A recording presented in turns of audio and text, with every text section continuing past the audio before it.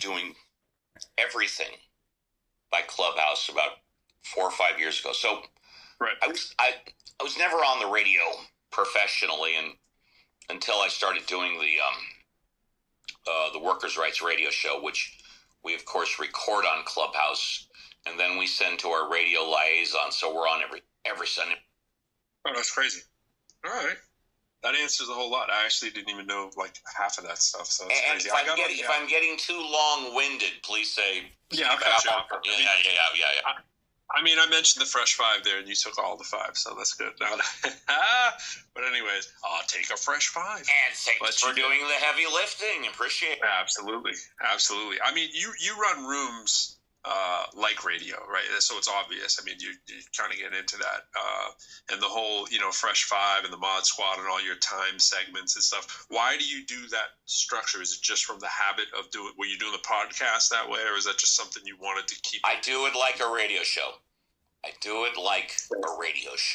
And one thing you'll notice, and I'm not saying it's better or worse than anybody else, but we have what's known as the 5-second rule. We talk about it sometimes, but we really don't make a big deal about it. And then we do our show every 3 hours. We do our show for 3 hours every Saturday or Sunday. And me and the Mod Squad have a 5-second rule. There is never, ever, no exceptions, more than 5 seconds of dead air. It's something that I believe we enforce rigidly that nobody else on Clubhouse does. And I'm not saying it's better or worse. It's just something we've always done. But that is radio. I mean, just think. Absolutely. You turn on your radio station, you turn on any station you want. If you hear more than 5 seconds of dead air, what do? Change it.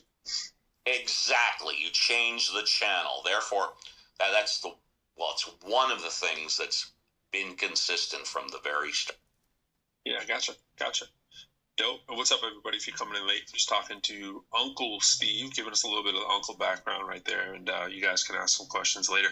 I wanted to speak to you a little bit about politics. So this is an interesting thing. So I've been on the app probably, I think, since 2021 when I first started coming into your room. I didn't catch the very beginning. I don't think, like you said, it wasn't going for that much before I probably jumped in there.